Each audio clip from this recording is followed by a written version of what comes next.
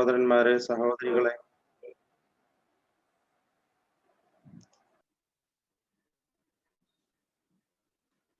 പരിശുദ്ധ ഖുർആൻ പഠന രംഗത്ത് പ്രവർത്തിക്കുന്ന പണ്ഡിതന്മാരെ, ഉസ്താദുമാരെ, പരിശുദ്ധ ഖുർആൻ പാരായണവുമായി ബന്ധപ്പെട്ട് നാം അറിയേണ്ടതായ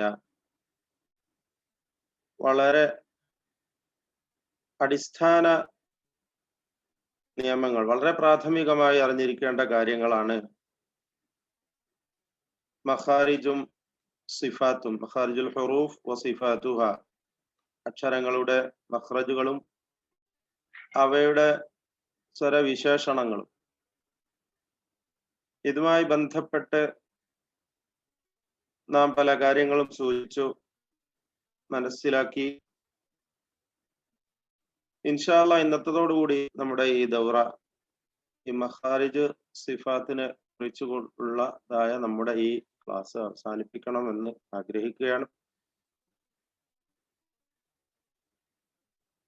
മഹാനായ ഇമാം ഇബ്നുൽ ജസരി റഹിമഹുള്ള പറയുകയുണ്ടായി, മുകമ്മിലൻ മിൻ ഗൈരി മാ തകല്ലുഫി ബിൽലുത്ഫി ഫിൻ നുത്ഖി ബിലാ തഅസ്സുഫി വലൈസ ബൈനഹു വബൈന തർക്കിഹി ഇല്ലാ റിയാദതു ഇംറിഇൻ ബിഫക്കിഹി.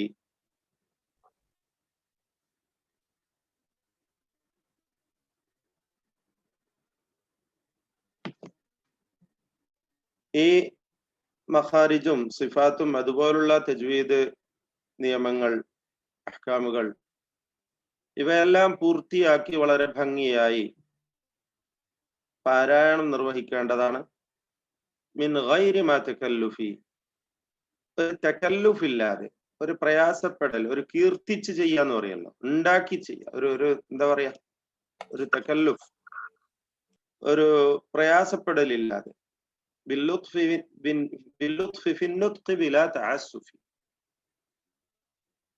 അതുപോലെ വളരെ എളുപ്പത്തിൽ, ലോലമായ,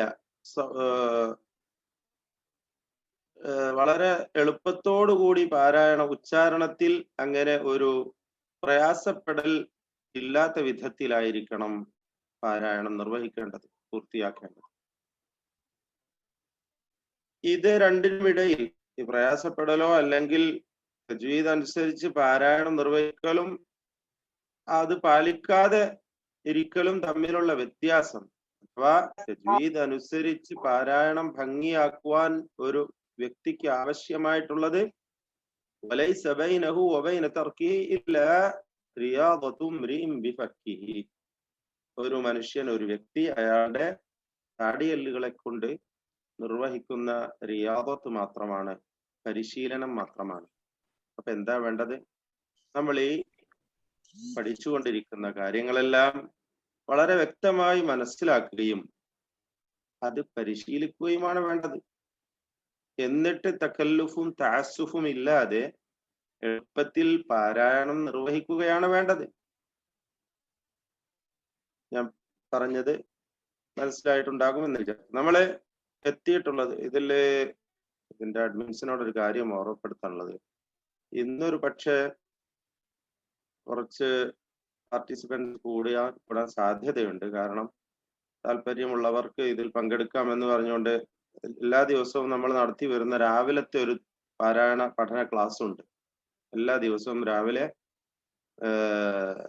കുവൈത്ത് സമയം, അതായത് സൗദി സമയം 4 മുതൽ 5 വരെ, നാട്ടിലെ സമയം 6:30 മുതൽ 7:30 വരെ നമ്മൾ നടത്തി വരുന്ന ഓൺലൈൻ ക്ലാസ്സിൽ, അതിലുള്ള താല്പര്യമുള്ള പഠിതാക്കൾക്ക് ഈ ക്ലാസ് കേൾക്കാം എന്ന് ഞാൻ ഇന്ന് ഒരു മെസ്സേജ് അയച്ചതിന്റെ അടിസ്ഥാനത്തിൽ ഒരുപക്ഷെ വല്ലവരും, നിങ്ങൾക്ക് അപരിചിതരായ ആളുകൾ ഇതിൽ കയറിയേക്കാം.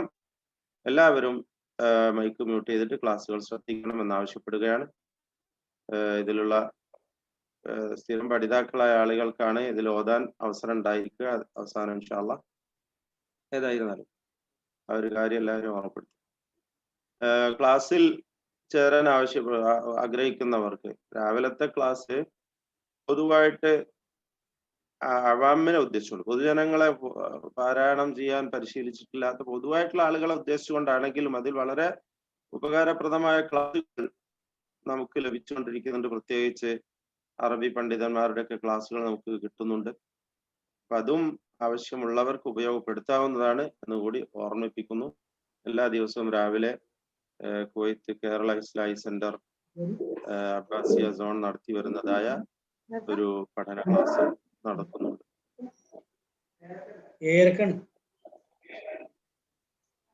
സൗണ്ട് ക്ലിയർ അല്ലേ? ഞാൻ പറയുന്നത് കേൾക്കണ്ടല്ലോ അല്ലേ? ശരി. അപ്പോൾ നമ്മള് സിഫാത്തുൽ ഹുറൂഫിൽ ഇസ്തിഅലാവും ഇസ്തിഫാലും ഒക്കെ മനസ്സിലാക്കി. ളിദ് ആയിട്ടുള്ള വിപരീതങ്ങളായ രണ്ട് സിഫത്തുകളാണ് അൽ ഇത്ബാഖ് വൽ ഇൻഫിതാഹ്. അൽ ഇത്ബാഖ് വൽ ഇൻഫിതാഹ്.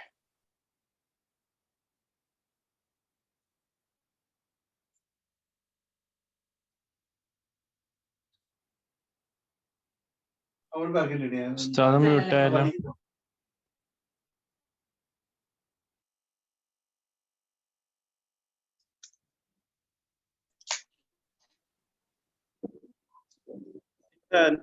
ഞാൻ എന്റെ നെറ്റ് ഡിസ്കണക്ട് ആയോ? നിങ്ങൾ കേട്ടോ? സംസാരിച്ച് എന്തോ പ്രശ്നം ഉണ്ടായിരുന്നോ? ഒന്നും കേട്ടില്ല. ഞാൻ പറഞ്ഞു തുടങ്ങിയത് ഇത്ബാഖ് എന്ന് പറഞ്ഞു തുടങ്ങിയ നിങ്ങൾ കേട്ടിരുന്നോ? ശരി, ഞാൻ നെറ്റ് ഒന്ന് മാറ്റാം.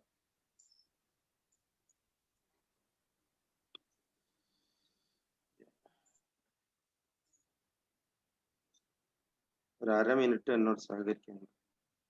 ഇൻഷാ അല്ലാഹ്.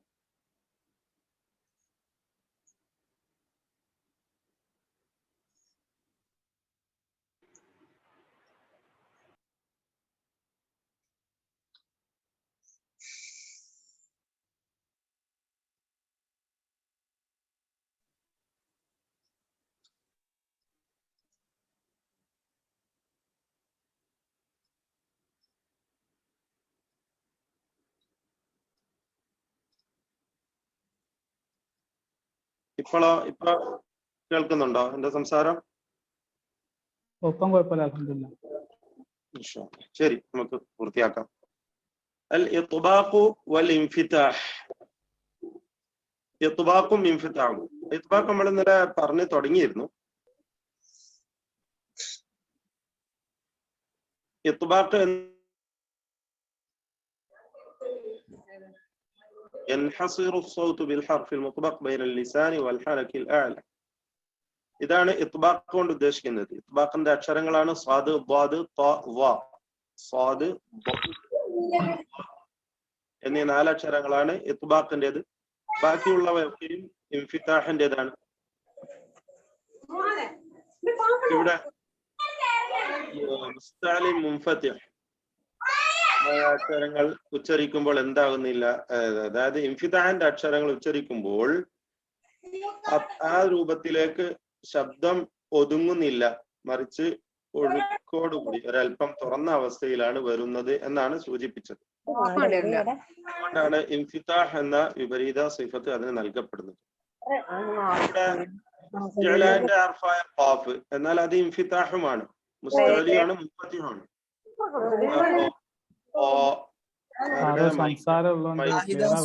ഐഡിയിലുള്ള ആള് മൈക്ക് അൺമ്യൂട്ട് ആക്കണം. മൈക്ക് മ്യൂട്ട് ചെയ്യണം. ഷാഹിദ സുഹറ എന്ന ഐഡിയിലുള്ള സഹോദരി മൈക്ക് മ്യൂട്ട് ചെയ്യണം.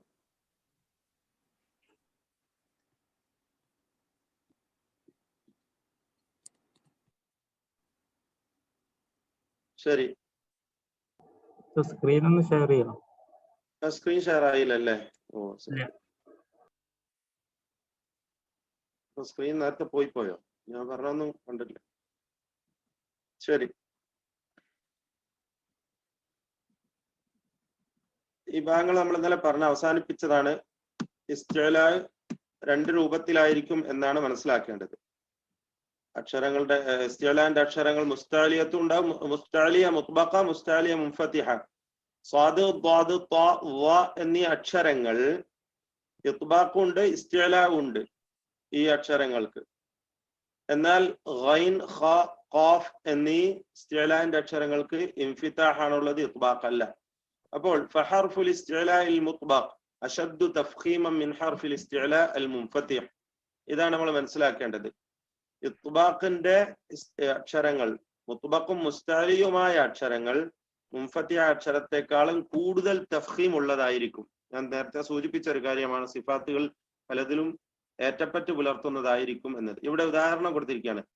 ضامر ضامر അല്ലേ? പറഞ്ഞു നോക്ക് നിങ്ങൾ സ്വയം. ضامر ഇത് അശദ്ദു തഫ്ഖീമൻ മിൻ ഗാലിബ്. മനസ്സിലായോ? ഗൈൻ എന്തല്ല? മുത്ബഖല്ല, മുൻഫത്തിഹാണ്, ഇൻഫിതാഹിന്റെ അക്ഷരമാണ്. അതുകൊണ്ട് തന്നെ ഗാലിബ് എന്നതിലെ തഫ്ഖീമിനേക്കാളും കഠിനമായ തഫ്ഖീമാണ് മുത്ബഖായ ഇത്ബാഖോടുകൂടി ഒട്ടിച്ചു വെച്ചുകൊണ്ട്, നാവും അണ്ണാക്കും ചേർത്ത് ഒട്ടിച്ചു വെച്ചുകൊണ്ട് ഉച്ചരിക്കുന്നതായ ദ്വാദിലുള്ളത്. ദ്വാദ്. അതുപോലെ തൂർ, വതൂരി, വതൂരി സൈനാ, അല്ലെങ്കിൽ വതൂരി സീനീൻ. അതിലുള്ള തഫ്ഖീമിനേക്കാളും കുറഞ്ഞ തഫ്ഖീമാണ്, അല്ലെങ്കിൽ അഖഫാണ്, ലഘുതരമായ തഫ്ഖീമാണ് വഖൂമു എന്നതിലുള്ള ഖാഫിലുള്ള തഫ്ഖീം. കാരണം ഖാ മുത്ബഖാണ്, ഖാഫ് മുൻഫത്തിഹാണ് എന്നതുകൊണ്ട്. ദ്വാദും ഖാഫും ഒക്കെ മുത്ബഖായ അക്ഷരങ്ങളാണ്. ഗൈനും ഖാഫും മുൻഫത്തിഹാണ്. സ്വാദ്, ദ്വാദ്, ത്വാ, വ എന്നീ 4 അക്ഷരങ്ങളാണ് അക്ഷരങ്ങൾ. മറ്റൊരു കാര്യം ഇവിടെ ശ്രദ്ധിക്കേണ്ടത്, ضيز ضيز تلك إذا قسمة ضيز قسمة ضيز. അതുപോലെ إن الشرك لظلم عظيم عظيم. ഈ ضيز عظيم എന്നീ 2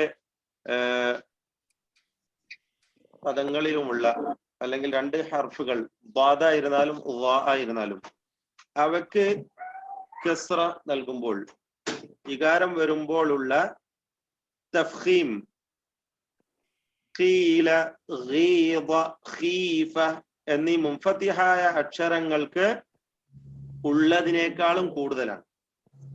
താരതമ്യേന തഫ്ഖീം നിസ്ബിയായ കസ്റ ഇകാരം അക്ഷരത്തിന് നൽകപ്പെടുമ്പോൾ ഉള്ള തഫ്ഖീം നിസ്ബിയാണ്, ഏറ്റവും കുറഞ്ഞ തഫ്ഖീമാണ്.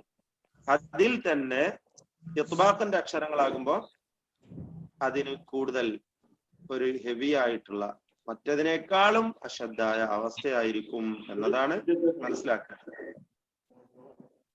ഇനി നമ്മള് ദിദ്ദില്ലാത്തതായ, വിപരീതങ്ങളല്ലാത്ത സിഫാത്തുകളിലേക്കാണ് പ്രവേശിക്കുന്നത്. വളരെ വേഗത്തിൽ അവസാനിപ്പിക്കാൻ ആഗ്രഹിക്കുന്നു ഇൻഷാ അല്ലാഹ്. സഫീർ എന്ന വളരെ പ്രധാനപ്പെട്ട ഒരു സിഫത്ത്. ഹുവ ഹിദ്ദത്തുൻ, മൂർച്ച അല്ലെങ്കിൽ കൂർത്തു വരിക എന്നാണ് ഹിദ്ദത്ത്. ഫി സൗത്തിൽ ഹർഫി, അക്ഷരത്തിന്റെ ശബ്ദത്തിൽ. തൻശഉ അൻ മുറൂരിഹി ഫി മജ്റൻ ദയ്യിഖ്, അതിന്റെ ഇടുങ്ങിയ സ്ഥാനത്തിൽ കൂടെ അതിന്റെ സഞ്ചാരം ഉണ്ടാകുമ്പോൾ, ആ അക്ഷരത്തിന്റെ ഉച്ചാരണം വരുമ്പോഴുണ്ടാകുന്നതായ ഒരു ശബ്ദമാണ് സഫീർ. സഫീർ ഞാൻ പറഞ്ഞിട്ടുണ്ട്, ചൂളം വിളി എന്നൊക്കെയാണ് അതിന്റെ അർത്ഥം വരുന്നത്. അതിന്റെ അക്ഷരങ്ങൾ 3 എണ്ണമാണ്. സ്വാദ്, സീൻ, സായി. സ്വാദ്, സീൻ, സായി. സ്വാദ്, സീൻ, സായി. ഇതിന്റെ തദ്രീബ് ഒരു പക്ഷെ പിന്നീട് വരുന്നുണ്ടാവും. ഏതായിരുന്നാലും ഈ 3 അക്ഷരങ്ങൾക്കും എന്തുണ്ട്? സഫീർ ഉണ്ട്. സഫീർ ഇല്ലെങ്കിൽ ഇവ ഈ അക്ഷരങ്ങൾ അല്ലാതായി മാറുകയാണ്. ഇല്ലേ?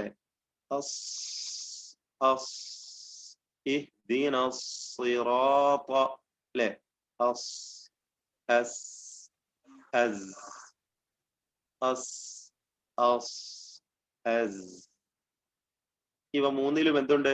സഫീർ ഉണ്ട്. ഈ സഫീറോട് കൂടിയാവണം, ശരിയായ വിധത്തിലായിരിക്കണം നമ്മൾ പാരായണം ചെയ്യേണ്ടത്. അതാണ് എനിക്ക് എന്റെ ശബ്ദം കേൾക്കുന്ന എല്ലാവരോടും പറയാനുള്ളത്. സൂക്ഷിക്കുക. നമ്മൾ ഓതുന്നതും നമ്മൾ കുട്ടികളെ പഠിപ്പിക്കുന്നതും മുഹഫ്ഫളീങ്ങളാണ് എന്റെ മുമ്പിലുള്ളത്. നിർബന്ധമായി നമ്മൾ ഈ സിഫാത്തുകൾ ശ്രദ്ധിച്ചുകൊണ്ട് ശരിയായ വിധത്തിലായിരിക്കണം പാരായണം ചെയ്യേണ്ടത്. സഫീർ വന്നിട്ടില്ല, മഖ്റജ് ശരിയായിരിക്കാം, പക്ഷെ എന്താണ്? സ്വാദിന്റെ ആ സഫീർ വന്നിട്ടില്ല എന്നതാണ് ഇതിലുള്ള കുഴപ്പം. അതുപോലെ തന്നെ സീനും അതുപോലെ തന്നെ സായും അത്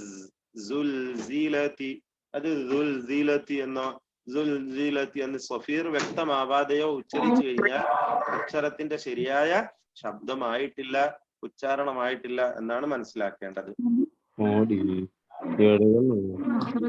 ഖൽഖല എന്നതാണ് വിപരീതമില്ലാത്തതായ മറ്റൊരു സിഫത്ത്, രണ്ടാമത്തെ സിഫത്ത്. ഈ സിഫത്ത്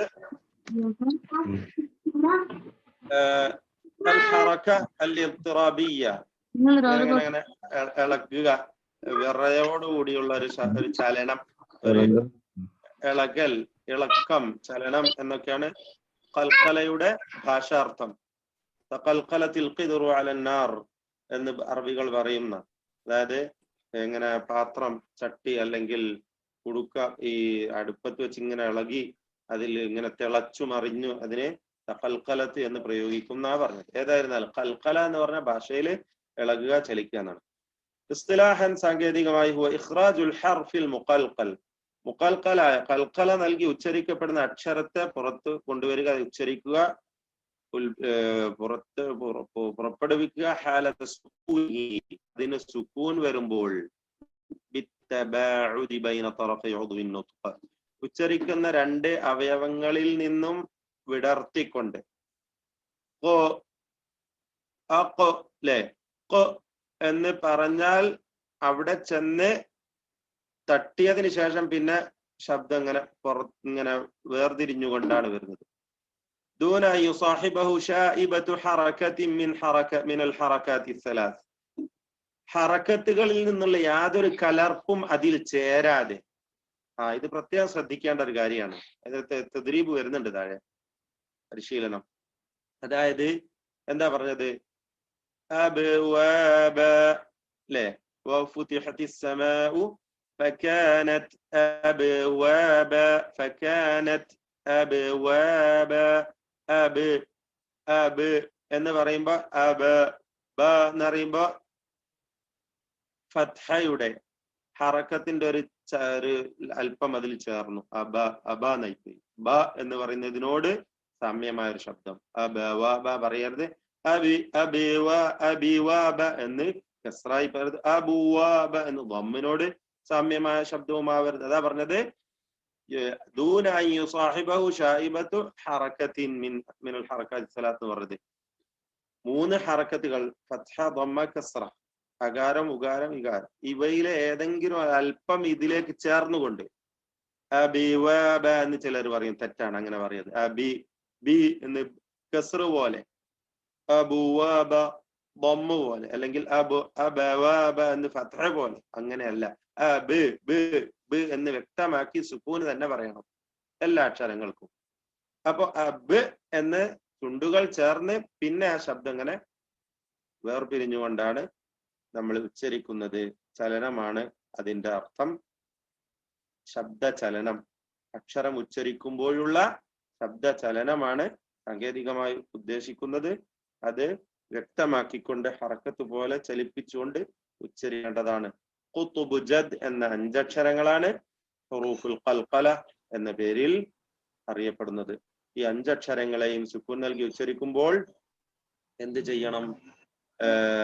ശബ്ദം വ്യക്തമാക്കി ചലിപ്പിച്ചുകൊണ്ട് ഉച്ചരിക്കേണ്ടതാണ്. ശരി. ഖൽഖലക്ക് 2 മർത്തബകളാണുള്ളത്. ഒന്ന് കുബ്ര, അൽ ഖൽഖല അൽ കുബ്ര, വലിയ ഖൽഖല. അത് ഈ അക്ഷരത്തിൽ വഖഫ് ചെയ്യുമ്പോഴാണ്.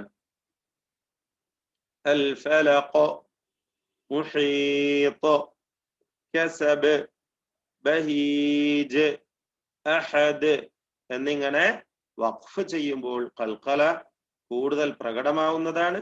അതുകൊണ്ട് തന്നെ ഈ ഖൽഖല, ഇതിന് ഖൽഖല കുബ്ര എന്നാ പറയുക. ഖൽഖല കുബ്ര. ഇത് വഖഫ് ശദ്ദ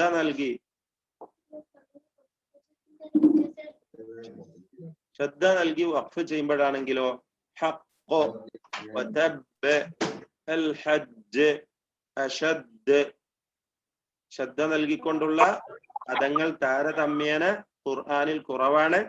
പാരായണത്തിൽ കുറഞ്ഞ പദങ്ങൾ മാത്രമാണ് താരതമ്യേന ദ്വിത്വം നൽകി വഖഫ് ചെയ്യപ്പെടുന്നതുണ്ടാവുക എന്നതും ശ്രദ്ധേയമാണ്. ഏതായിരുന്നാലും അവിടെയും കൂടുതൽ വ്യക്തമാക്കി ഖൽഖല കുബ്രയാണ് നൽകപ്പെടുക. രണ്ടാമത്തേത് സുഗ്റ, അതായത് മധ്യത്തിൽ പാരായണത്തിന്റെ അടുക്ക് ഇങ്ങനെ വരികയാണ്, നിർത്തുന്നില്ല. യഖ്ദി, യുത്ഇമു, യുബ്സിറൂൻ, വതജ്അലൂൻ, യദ്ഖുലൂൻ, ലിയുൻഫിഖു. സൂറത്തു ത്വലാഖിൽ അവിടെ ഒരാൾ വഖഫ് ചെയ്യുകയാണെങ്കിലോ അപ്പൊ ഖൽഖല കുബ്രയായി. ചേർത്തോതുമ്പോൾ ഖൽഖല സുഗ്റയായി. അല്ലെ, ലിയുൻഫിഖ പദത്തിന്റെ അന്ത്യത്തിലാണ്, അവിടെ ഒരാൾ നിർത്തി, അപ്പൊ ഖൽഖല കുബ്ര. ലിയുൻഫിഖ ദൂ സഅതിൻ മിൻ സഅതിഹി വലാ തുശ്തിത വലാ തുശ്തിത വഹ്ദിനാ എന്ന് ചേർത്തോതുമ്പോൾ ഖൽഖല സുഗ്റ. യഖ്റുജ് മിൻ ഖദ് അഫ്ലഹ. മറ്റൊന്ന്, ഇത് ആവശ്യമില്ലാത്തൊരു കാര്യമാണ്, ഇതില് ശ്രദ്ധിക്കേണ്ടത്, ഇദ്ഗാം നിങ്ങൾ പഠിച്ചിട്ടുണ്ടാവും, ആ ഭാഗത്തേക്ക് ഞാൻ പ്രവേശിക്കുന്നില്ല. ഇദ്ഗാം മുത്തമാസിലെയും മുത്തജാനിസൈനും ഒക്കെ നിങ്ങൾ പഠിച്ചു കഴിഞ്ഞതാവും. നമ്മളെ മഖാരിജും സിഫാത്തുമായി ബന്ധപ്പെടുന്നില്ല. അത് ഇവിടെ സൂചിപ്പിക്കുന്നത് ഇവിടെ ഇദ്ഗാമോട് കൂടിയാണ് ഈ അക്ഷരങ്ങളൊക്കെയും ശ്രദ്ധ ഉള്ളത് കൊണ്ട് ഉച്ചരിക്കുന്നത് എന്നാണ്. അത് ചേർത്ത് ഓതാതെ ഇദ്ഗാം അഴിച്ചു കഴിഞ്ഞാൽ എന്ന് പറഞ്ഞാൽ ഇതിൽ ഖൽഖല ഉണ്ടാവുകയില്ല എന്നാണ് സൂചിപ്പിച്ചത്. പ്രത്യേകിച്ച് അവസാനത്തെ ലൈനിലുള്ള പദങ്ങളെ ശ്രദ്ധിക്കേണ്ടതാണ്.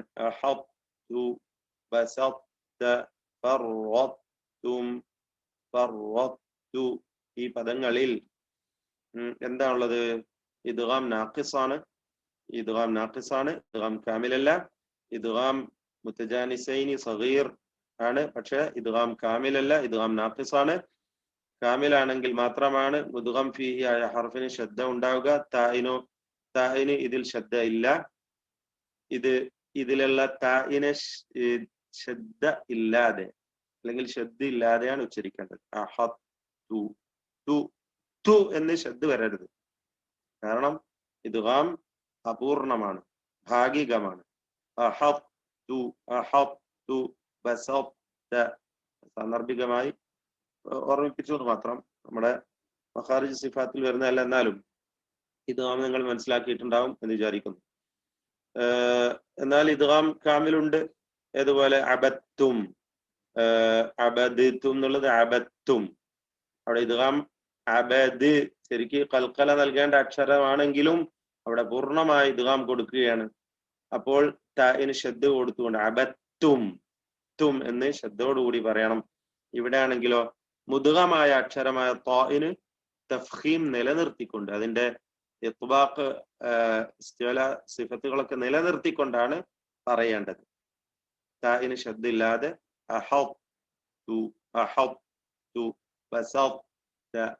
എന്ന് ഉച്ചരിക്കേണ്ടതാണ്. عند الوقف على حرف قلقلة مشدد حق فإن القلقلة تكون للثاني منهما.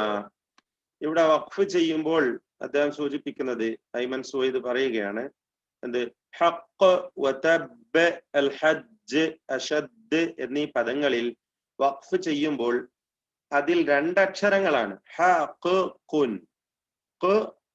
അല്ലേ, നമ്മൾ സൂചിപ്പിച്ചാണല്ലോ. ദ്വിത്വം നൽകപ്പെടുന്ന അക്ഷരങ്ങൾ എന്ന് പറഞ്ഞാൽ അത് രണ്ടെണ്ണം ചേർന്നതാണ്. ആദ്യത്തേതിന് സുക്കൂനും രണ്ടാമത്തേതിന് ഹറക്കത്തും. എന്നത് അപ്പൊ ഇതിലെ രണ്ടാമത്തെ അക്ഷരത്തിലാണ് ഖൽഖല നൽകേണ്ടത് എന്നതാണ് പ്രത്യേകം സൂചിപ്പിക്കുന്നത് എന്നാണ്. ഖൽഖല തകൂനു ലിസ്സാനി മിൻഹുമാ, ഈ രണ്ടക്ഷരങ്ങളിൽ രണ്ടാമത്തേത്. കാരണം ഇത് മുദ്ഗമാണ്, ലയിപ്പിക്കപ്പെട്ട അക്ഷരങ്ങളാണ്. അതുകൊണ്ട് ഹഖ് വതബ് ഹജ്ജ് അഷദ് എന്ന രണ്ടാമത്തേതായ അക്ഷരത്തിലാണ് തഫ്ഖീം ഖൽഖല നൽകേണ്ടത്. അൽ ഹജ്ജ് ബഹീജ് എന്നതും ഖൽഖലയിൽ ഒരേപോലെയാണ്, വ്യത്യാസമില്ല എന്നാണ് സൂചിപ്പിക്കുന്നത്. ഖൽഖല ഉച്ചരിക്കുമ്പോൾ ചിലർക്ക് വരുന്ന അബദ്ധങ്ങൾ ഇവിടെ സൂചിപ്പിക്കുന്നു. ഒന്ന്, ഖൽതു സൗതിയ ബിഹറകത്തിൻ മിനൽ ഹറകാത്തി സലാത്ത് നമ്മൾ സൂചിപ്പിച്ചു. ലഖദ് കാന എന്ന് സുകൂനിന് പകരം ലഖദ് കാന എന്ന് ഫത്ഹ പോലെ പറയാം, അല്ലെങ്കിൽ ലഖദി കസ്ർ, ലഖദു ദമ്മ് പോലെ പറയാം. അങ്ങനെ ഒരു ഹറക്കത്ത് അതിലേക്ക് മിക്സ് ആക്കിക്കൊണ്ട് പറയാം, ഖൽത്ത് ചെയ്തുകൊണ്ട് അതിൽ കലർത്തിക്കൊണ്ട് പറയുന്ന രീതി തെറ്റുകളാണ് ഇവിടെ പറയുന്നത്. നമ്പർ 1, ലഖദ് തുബിതും അല്ലെങ്കിൽ തുബൂതും എന്നൊന്നും പറയരുത്. തുബിതും ഇബ്രാഹീമ. അതുപോലെ രണ്ടാമത്തേത് ഖത്മു സൗതിഹ ബിഹംസ, ഹംസ കൊണ്ട് അവസാനിപ്പിക്കുക എന്ന് പറഞ്ഞത്. അഹദ് എന്ന് പെട്ടെന്നൊരു ശിദ്ദത്തോടുകൂടി അവസാനിപ്പിക്കുമ്പോ അവിടെ ഒരു ഹംസ ഉച്ചാരണത്തിൽ ഉണ്ടാകുന്നു. അസ്സമദ് എന്ന് പെട്ടെന്ന് അവസാനിപ്പിക്കാം, ഒരു എന്താ പറയാ, ഒരു ശിദ്ദത്തോടു കൂടി. അപ്പൊ അവിടെ ഹംസ ഉച്ചാരണത്തിൽ പുതുതായി ഉണ്ടാകുന്നു. മൂന്നാമത്തേത് മത്തു സൗതിഹ വ തത്വീലുഹു അൻ ഹദ്ദിഹി. അഹദ് ഒരു എന്താ പറയാ, ഒരു ഈണം കൂടുതൽ കൊടുത്തുകൊണ്ട് അസ്സമദ് എന്നിങ്ങനെ പറയാം. നാലാമതായിട്ട് ഖൽഖലയുടെ ആ അക്ഷരത്തെ, അതിന്റെ ആ ഖൽഖല എന്ന ശബ്ദത്തെ മുറിച്ചു കളഞ്ഞുകൊണ്ട് പറയാം. യഖ്ദി യുബ്സിറൂൻ യദ്ഖുലൂൻ എന്ന് പറയുക. ഈ 4 തെറ്റുകളും ഖൽഖലയിൽ വരുന്നതാണ് എന്നാണ് സൂചിപ്പിച്ചത്. അടുത്തതായി മൂന്നാമത് പഠിക്കുവാനുള്ളത് നമ്മൾ മനസ്സിലാക്കുന്ന സിഫത്താണ് ലീൻ. ലീൻ എന്ന് പറഞ്ഞാൽ ലോലമാവുക, അയവ് വരിക എന്നൊക്കെയാണ് ഭാഷാർത്ഥം. സിഫത്തുൻ ഉത്ലിഖത് അലൽ വാവി വൽ യാഇ സാകിനതൈൻ അൽ മഫ്തൂഹി മാ ഖബലഹുമാ ബിസബബി സുഹൂലതി ജർയിഹിമാ ഫിൽ മഖ്റജ്. മഖ്റജിൽ നിന്നും അവ എളുപ്പത്തിൽ ഉച്ചരിക്കപ്പെടുന്നതിനാൽ സാക്കിനത്തായ വാവും യാവും അൽ മഫ്തൂഹു മാ ഖബലഹുമാ, തൊട്ട് മുമ്പിലുള്ള അക്ഷരത്തിന് ഫത്ഹ ഉണ്ടെങ്കിൽ, അകാരമുണ്ടെങ്കിൽ ഈ അക്ഷരങ്ങൾക്ക് നൽകപ്പെടുന്നതായ ഒരു സ്വരവിശേഷണം, ഒരു സിഫത്താണ് ലീൻ എന്നത്. ഉദാഹരണം, ഖൗഫ്. വാവ് സാക്കിനത്താണ്, മാഖബൽ മഫ്തൂഹാണ്. വാവിന് സുക്കൂനുണ്ട്, മുമ്പിലുള്ളതിന് ഫത്ഹയുണ്ട്. ഖൗം, വാവിന് സുക്കൂനും മുമ്പിൽ ഫത്ഹയുമുണ്ട്. അൽ ബൈത്ത്, യാഇന് സുക്കൂൻ മുമ്പിൽ ഫത്ഹ. ഖുറൈശ്, യാഇന് സുക്കൂൻ മുമ്പിൽ ഫത്ഹ, അകാരമുണ്ട്. ഇങ്ങനെ വരുന്ന സന്ദർഭത്തിലാണ് ഈ അക്ഷരത്തെ ലീനിന്റെ അക്ഷരം എന്ന് പറയുക. ഈ ദീർഘത്തിന് മദ്ദുല്ലീൻ, ലീനിന്റെ ദീർഘം എന്നാണ് പറയുക. ഖൗഫ് ആരിദായ ജായിസ ദീർഘമാണ് അല്ലെ. ഖൗം, അൽ ബൈത്ത്, അ ബൈ ഖൗ എന്നുള്ള ലോലമായ ആ അയവോടുകൂടിയുള്ള ശബ്ദത്തിനാണ് അല്ലീൻ എന്ന് പേര് വിളിക്കുന്നത്. വീണ്ടും നാലാമത്തെ ഒരു സിഫത്താണ് അൽ ഇൻഹിറാഫ്. മൈലു സൗത്തിൽ ഹർഫി ലിഅദമി കമാലി ജറയാനിഹി ബിസബബി ഇഅ്തിറാദി ലിസാൻ തരീഖഹു. ഇതുകൊണ്ട് ഉദ്ദേശിക്കുന്നത് അക്ഷരത്തിന്റെ ശബ്ദത്തെ വ്യതിചലിപ്പിക്കുക, ചായ്ക്കുക. ഇൻഹിറാഫ് എന്ന് പറഞ്ഞ വ്യതിചലനം എന്ന അർത്ഥം. ഇൻഹിറാഫ് എന്ന് പറഞ്ഞ വ്യതിചലനം. ലിഅദമി കമാലി ജറയാനിഹി, അതിന്റെ ഒഴുക്ക് ബിസബബി ഇഅ്തിറാദി ലിസാനി തരീഖഹു, നാവ് അതിന്റെ ആ വഴിയെ തടസ്സപ്പെടുത്തുന്നതുകൊണ്ട്. ഇതിന്റെ 2 അക്ഷരങ്ങളാണ് ഇൻഹിറാഫിനുള്ളത്, ലാമും റാവും. ഇവിടെ മനസ്സിലാക്കാം നമുക്ക്. ലാം ഉച്ചരിക്കുമ്പോ അൽ എന്ന് പറയുമ്പോ എന്താ സംഭവിക്കുന്നത്? ഇവിടെ നോക്കുക, നാവിന്റെ